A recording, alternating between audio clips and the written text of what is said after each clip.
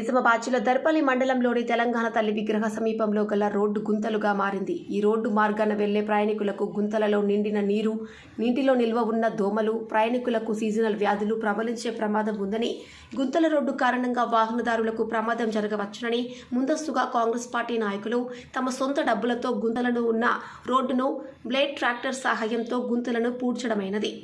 ఈ కార్యక్రమంలో కాంగ్రెస్ పార్టీ నాయకులు, మండల అధ్యక్షులు ఆర్మూర్ చిన్న బాలరాజు, కాంగ్రెస్ పార్టీ ప్రధాన కార్యదర్శి చెలిమల నర్సయ్య, చిన్నారెడ్డి, చెలిమల సీను, హమీద్, కాంగ్రెస్ యూత్ సభ్యులు పాల్గొన్నారు.